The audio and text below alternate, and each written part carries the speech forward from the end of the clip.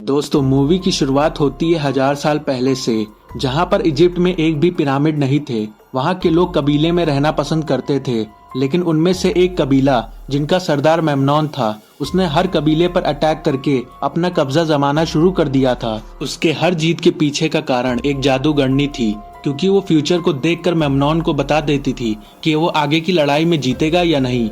Memnon उसकी हर बात को मानता था और उसके अकॉर्डिंग अपना प्लान बनाया करता था। अब बहुत कम कबीले बचे थे जो मेमनॉन के कब्जे से आजाद हैं। वो लोग मेमनॉन से लड़ना नहीं चाहते थे, क्योंकि उनके पास इतनी बड़ी सेना नहीं थी कि वो मेमनॉन का मुकाबला कर सकें। लेकिन उनमें से एक कबीले का राजा, जिनका नाम फेरौन है, जो मेमनॉन से लड़ना चाहते थे। इसीलिए वो 3 किलर्स को बुलाता है। उन तीनों में से सबसे बहादुर किलर, जिसका नाम मैथायस होता है, और वो इस मूवी का हीरो भी होता है। मैथायस के साथ उसका भाई और दोस्त होता है, जो मेमनॉन को मारना चाहते थे, क्योंकि मेमनॉन ने उनके कबीले पर अटैक करके उनके सभी परिवार वालों को मार दिया है। राजा फेरौन उस जादूगरनी को मारने के लिए उन्हें 20 स्टोन देते हैं इनाम के तौर पर, जिनकी कीमत करोड़ों में है। फिर तभी हम मेमनॉन को हरा पाएंगे। मैथायस राजा फेरौन से कहता है, तुम्हारा काम हो जाएगा। लेकिन राजा फेरौन का बेटा इस समझौते से खुश नहीं था। अगले दिन हम देखते हैं मैथायस, उसका भाई और साथी उस जगह पर पहुंच जाते हैं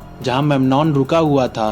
तभी वो तीनों उस जादूगरनी को ढूंढने लगते हैं, लेकिन मेमनॉन के सोल्जर्स इन्हें देख लेते हैं और इन पर हमला करने लगते हैं। फिर हम देखते हैं मैथायस का साथी मारा जाता है और उसके भाई को पकड़कर बंदी बना लिया जाता है। लेकिन मैथायस उस जादूगरनी के पास पहुंच जाता है। जैसे ही वो जादूगरनी को मारने वाला होता है, वो जादूगरनी मैथायस को बताती है कि तुम्हारे साथ धोखा हुआ है।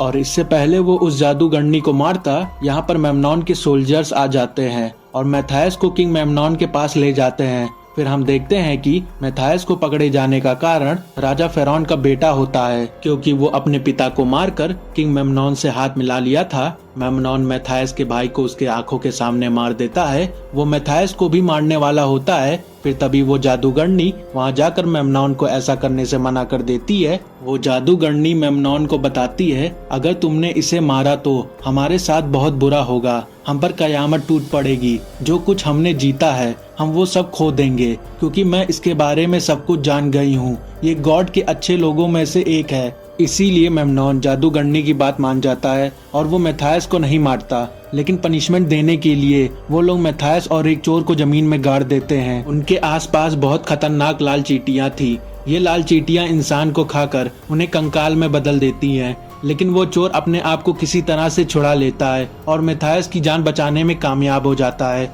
अब वो चोर मैथायस से पूछता है, आगे का प्लान क्या है। तब मैथायस कहता है कि मुझे मेमनॉन को मारना है, उसने मेरे भाई और साथी को मारा है। नेक्स्ट सीन में हम मेमनॉन को देखते हैं। मेमनॉन उस जादूगरनी से पूछता है कि अब मुझे किस राज्य पर हमला करना चाहिए। तब वो जादूगरनी सभी राज्य को देखने लगती है, लेकिन सबको देखने के बाद वो कहती है, अब हमें इस काम को छोड़ देना चाहिए, क्योंकि हमने बहुत सारे लोगों का खून बहा चुके हैं। अब जितने भी राज्य हमारे पास हैं वो बहुत ज्यादा है, हमें सिर्फ उसी पर ध्यान देना चाहिए। तब मेमनॉन कहता है कि नहीं, मुझे पूरी दुनिया का राजा बनना है। तब वो जादूगरनी कहती है कि तुम पूरी दुनिया का राजा बन के क्या करोगे। फिर मेमनॉन कहता है, तुमसे शादी, क्योंकि मैं तुमको चाहता हूँ और जिस दिन मैं पूरी दुनिया का राजा बन गया उस दिन मैं तुमसे शादी कर लूंगा। जिस दिन मैं किसी के साथ इंटीमेट हुई उस दिन मेरी सारी शक्तियाँ चली जाएगी। तब मेमनॉन कहता है, इस बात से मेरे को कोई फर्क नहीं पड़ता, लेकिन वो जादूगरनी उसके साथ नहीं रहना चाहती थी।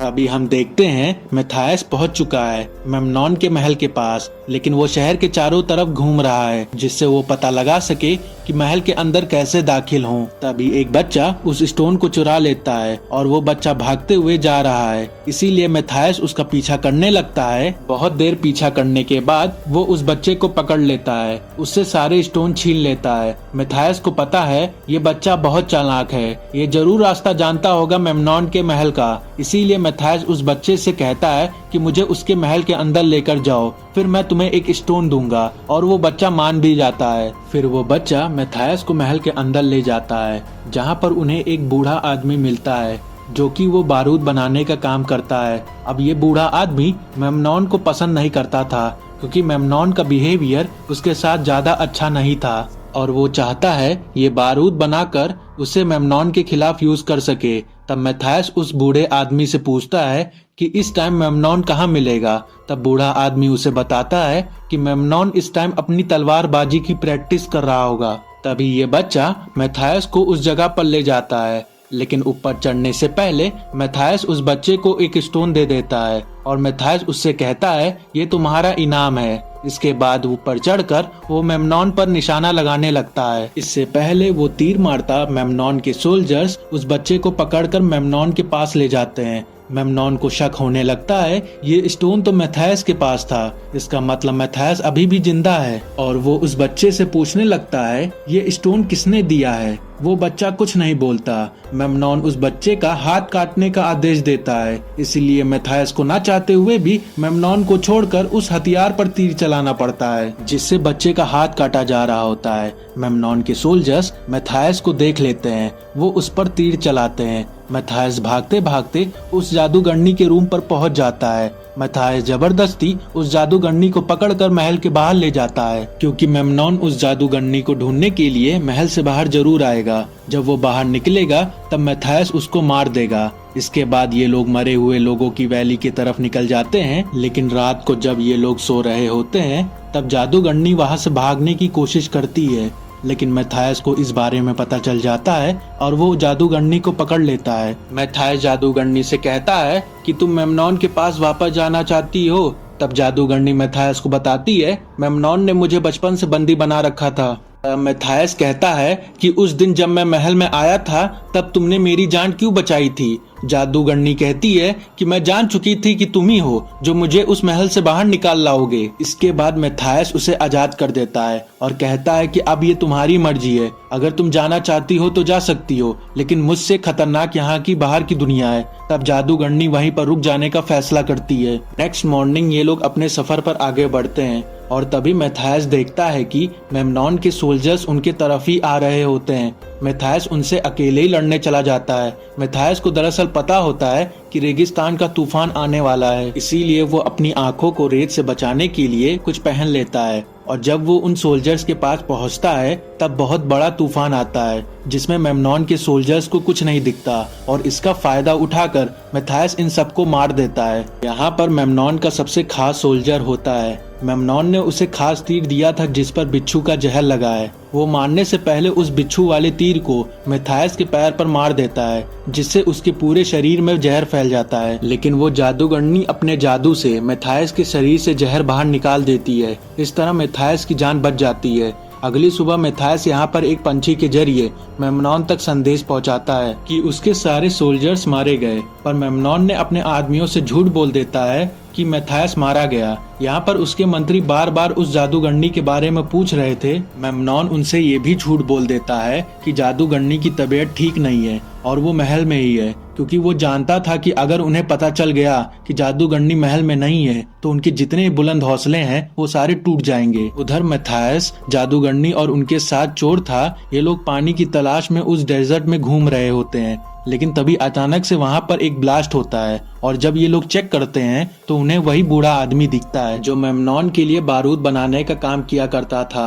असल में वो महल से भागकर यहाँ आ गया है और वो जादूगरनी को यहाँ पर देखकर काफी खुश हो जाता है। इसके बाद ये लोग पानी की तलाश में आगे बढ़ जाते हैं। उन्हें एक जगह पर पानी मिल भी जाता है, लेकिन तभी वहाँ पर बहुत सारे सोल्जर्स आ जाते हैं और वो इन्हें बंदी बनाकर अपने साथ ले जाते हैं, जहाँ पर एक काफी बड़ा कबीला मेमनॉन के सोल्जर से छुपकर रह रहा होता है। और इस कबीले का जो सरदार था मैथायस को पहले से ही जानता था, लेकिन मैथायस और वो सरदार एक दूसरे को अच्छा नहीं समझते थे।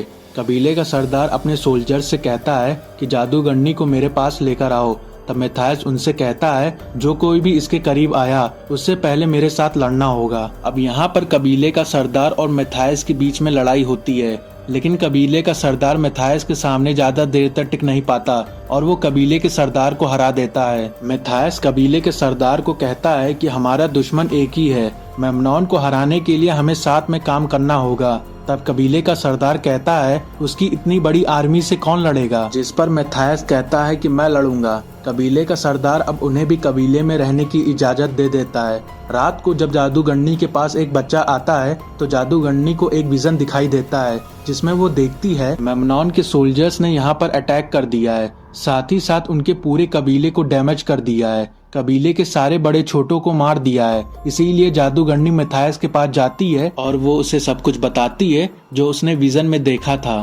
तब मैथायस उसे कहता है, मेमनॉन की मौत मेरे हाथों लिखी है, उसे मैं ही मारूंगा। तब जादूगरनी मैथायस के हाथ को छूकर एक बार फिर से विजन को देखती है, जिसमें वो देखती है मेमनॉन के सोल्जर्स ने मैथायस को तीर मार दिया है और मैथायस अपनी जिंदगी की आखिरी सांसें गिन रहा है। जब वो जादूगरनी अपनी सेंसेस में वापस आती है तब वो मैथायस को बताती है कि तुम मारे जाओगे, यही तुम्हारी डेस्टिनी है। जिस पर मैथायस उसे बताता है कि मैं अपनी डेस्टिनी खुद ही लिखता हूँ। इसके बाद वो दोनों अपना रिलेशन बना लेते हैं, लेकिन जैसे ही जादूगरनी ने बताया था अगर वो किसी के साथ अपना रिलेशन बनाएगी तो उसकी सारी पावर चली जाएगी, और इस तरह से उसकी सारी पावर जा चुकी है। साथ ही वो रात के अंधेरे में चुपचाप मेमनॉन के महल की तरफ निकल पड़ती है, क्योंकि वो नहीं चाहती उसकी वजह से मैथायस और कबीले के लोगों पर कोई भी खतरा आए। और अगली सुबह जब मैथायस को इसके बारे में पता चलता है तो मेमनॉन की महल की तरफ अकेले ही जाने लगता है, क्योंकि वो नहीं चाहता था जादूगरनी एक बार फिर से वहां जाकर बंदी बन जाए।